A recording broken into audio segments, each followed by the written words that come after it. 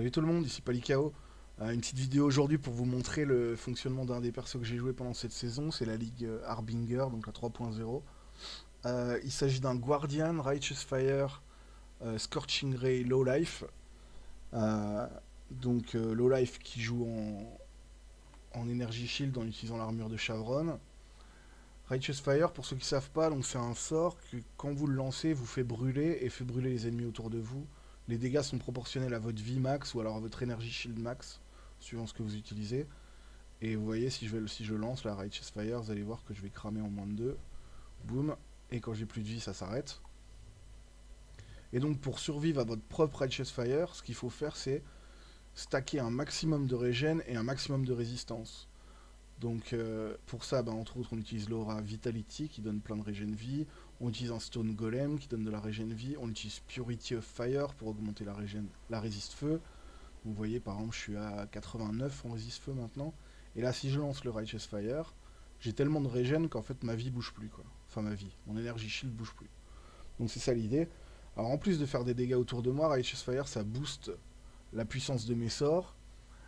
Et, euh, et ça veut dire que je peux utiliser un deuxième sort qui en l'occurrence est Scorching Ray et qui donc va bénéficier du bonus de Righteous Fire en plus de toutes les gemmes support qui sont ici et donc qui va faire pas mal de dégâts quoi. C'est un build qui est vraiment bon pour tuer des gros boss. Je voulais enregistrer dans le labyrinthe mais j'ai eu un petit souci avec la vidéo donc je peux pas vous montrer mais c'est vraiment bon pour tuer les boss comme Argus, comme Uber Izaro, Uber Aziri, etc., etc. Je suis encore un petit peu juste pour le Shaper parce que mes gemmes n'ont pas de qualité, elles sont. Voilà, mon Scorching Ray il est niveau 19, mais je désespère pas de le tuer un jour avec ce perso.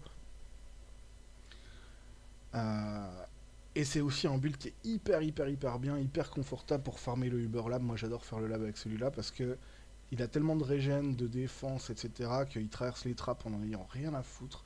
Vous pouvez courir comme un débile dedans, vous risquez pas de crever. Donc c'est vraiment sympa de faire le lab avec lui, moi j'aime bien.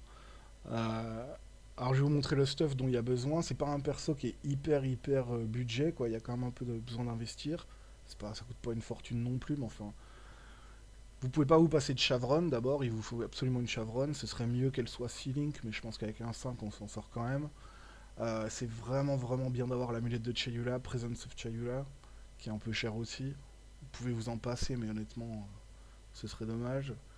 Euh, donc ça c'est les deux items les plus chers du build, je pense, qui doivent valoir. Je sais plus exactement combien vaut l'amulette, peut-être autour de 4-5 exalt maintenant. Et la chavronne en ceiling, ça doit être 6-8. Je saurais pas dire exactement, mais c'est pas donné quoi. Donc rien qu'avec ces deux-là, à mon avis, vous en avez pour 10 exalt, quelque chose comme ça. Après, les autres items, c'est pas cher, mais vous pourriez sans doute investir plus pour avoir du meilleur matos que moi. Ce bouclier-là, c'est absolument impératif de l'avoir. Il vous donne plus 8 en résiste feu, en résiste max au feu, donc vous êtes obligé de l'utiliser. Toujours pareil, hein, pour survivre à votre Righteous Fire. C'est hyper bien d'avoir cette masse là, le Dorianis Catalyst, ça coûte pas cher. Ça fait énormément de dégâts élémentaires. Faut faire attention parce que Righteous Fire c'est un. C'est un sort qui est boosté que par les dégâts sur la durée en fait. C'est une dégène en fait. Et donc il y a certaines stats qui marchent pas dessus. Le spell damage par exemple, typiquement ça marche pas. Il vous faut du fire damage ou du elemental damage ou du damage over time ou du damage tout court. Ça c'est pour les joyaux. Euh, Ensuite, pour le reste du stuff, oui, de l'énergie shield et des résistes là-dessus. En casque, j'ai choisi d'utiliser le Vertex parce que ça fait plus 1 et ça me permet d'utiliser une Enlighten 3 au lieu de 4. Ça me fait économiser pas mal de thunes. Parce que sinon, Enlighten 4 c'est cher. Et si j'ai qu'une Enlighten 3, euh, j'ai pas assez pour pouvoir mettre mes deux Purity sur la vie. Donc voilà, mais ça, ce casque il coûte pas cher non plus. Les anneaux, ce serait vraiment bien d'avoir des Unset Ring parce que vous avez vraiment besoin des slots de gemmes en plus. Et idéalement des Unset Ring avec plus 2 voire plus 3 au niveau des gemmes qui sont dedans. Par exemple là j'ai une discipline 22, c'est pas mal. Ce serait pas mal aussi si vous mettiez des Purity à la place, vous auriez encore plus de Resist Max, enfin bon, etc. etc. Et puis le dernier item dont il faut que je parle, c'est les gants là. Donc ça c'est des gants qui ont été craftés avec une Essence of Horror je crois. Je peux redire une connerie. Une des 4 qu'on obtient quand on corrupte les scores Envy, etc. Donc c'est Horror ou Insanity, je me souviens plus.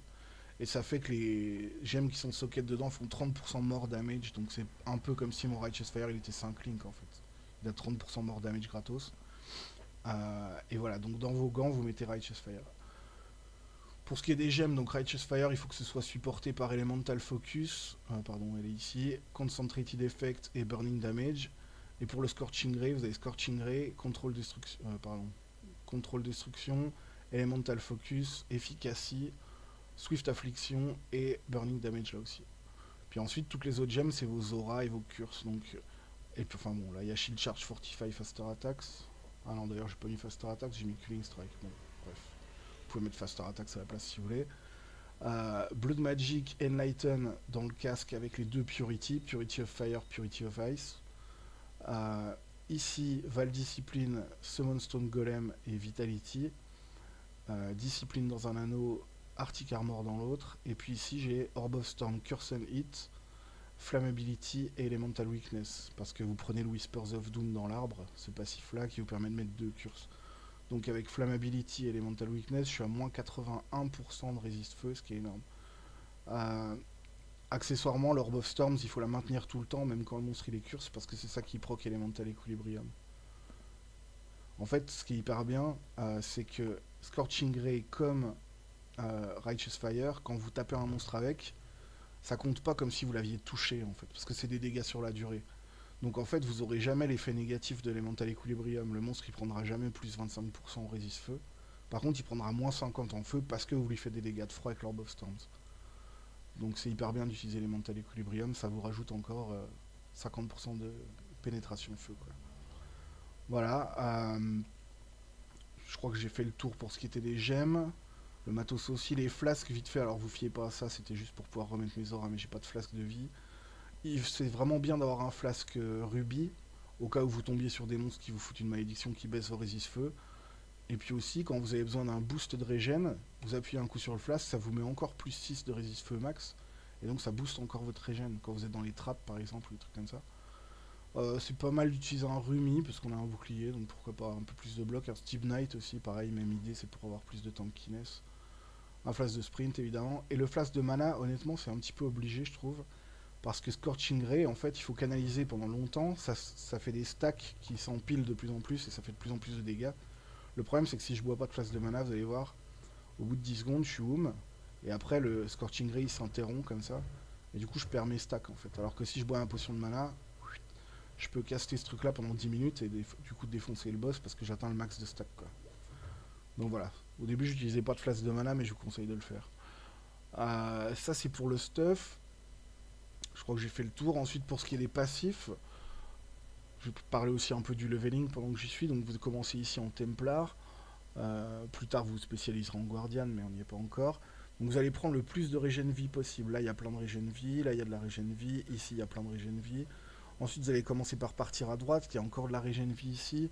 Alors, prenez pas Elemental Equilibrium au début. Hein, ça sert pas à grand chose.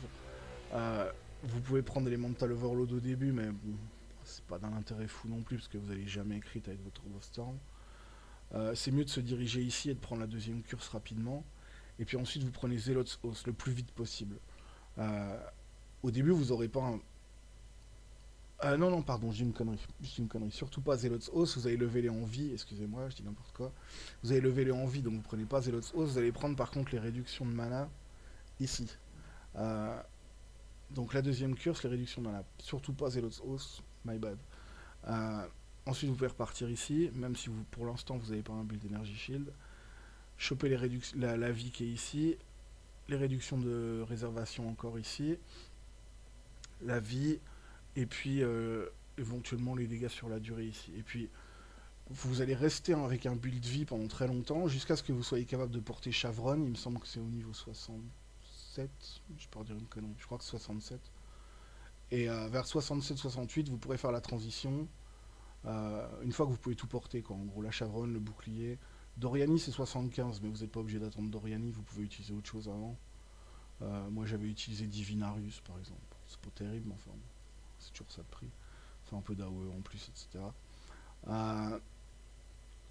Donc voilà, vous allez utiliser tout ça. Et une fois que vous êtes prêt à faire la transition, vers 68 par là, vous allez passer en Energy Shield, c'est-à-dire commencer à prendre tous les points qui sont ici. Ceux-là, vous les avez déjà pris normalement. Et puis, Pain Attunement et Arcane Vision. Utilisez le joyau Energy from Within ici pour convertir toute la vie qui est là en Energy Shield.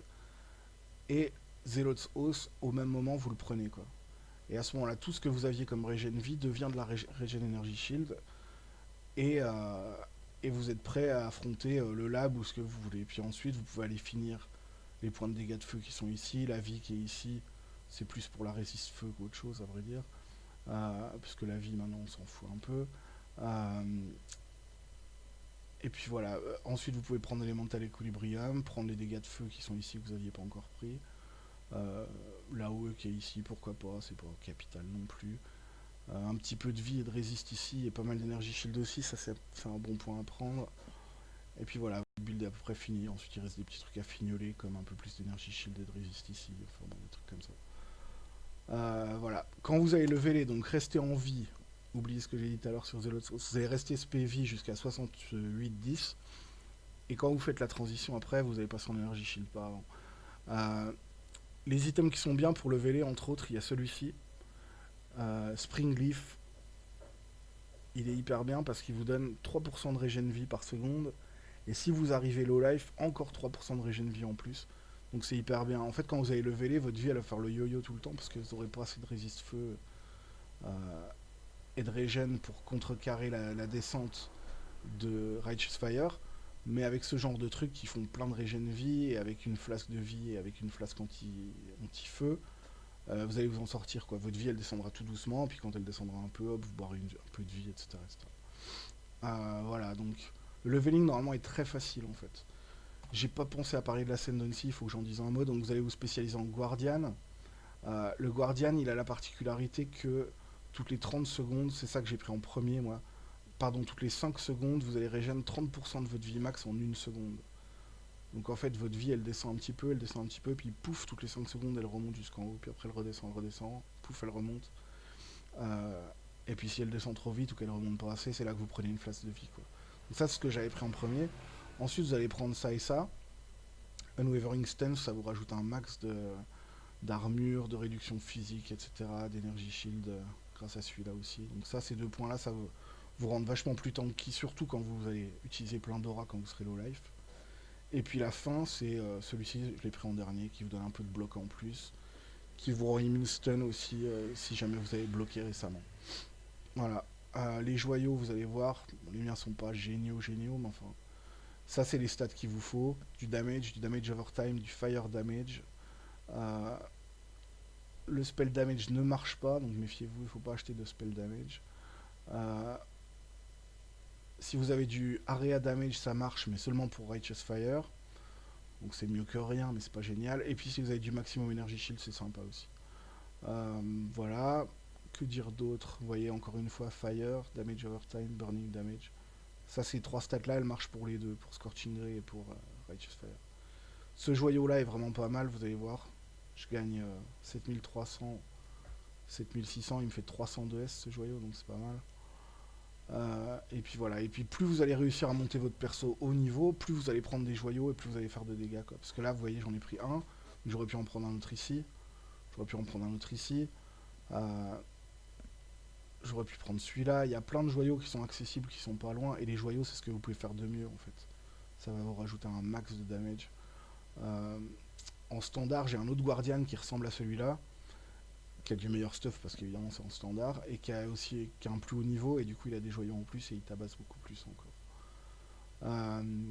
Voilà, je pense que j'ai fait le tour de ce que je voulais vous dire pour ce perso. Franchement, si vous voulez un lab farmer qui est fun, qui est safe et qui est vraiment zen, c'est un bon perso pour vous, je pense. Après, méfiez-vous du fait qu'il n'est pas super rapide à clean les maps, mais sympa à jouer pour farmer du lab, en tout cas moi j'adore. C'est un bon perso aussi pour farmer Uber Atziri parce que vous avez des résistes très élevés, donc vous pouvez relativement facilement survivre au sort d'Uber Atziri. Voilà, si vous avez des questions, n'hésitez pas à les laisser en commentaire ou à passer sur le stream. Je vous mettrai dans la description de la vidéo un lien vers mon profil pour que vous puissiez y jeter un oeil, peut-être un Paste Bin aussi si vous voulez. Voilà, d'ici là, amusez-vous bien, lootez plein d'exalts et à la prochaine. Ciao.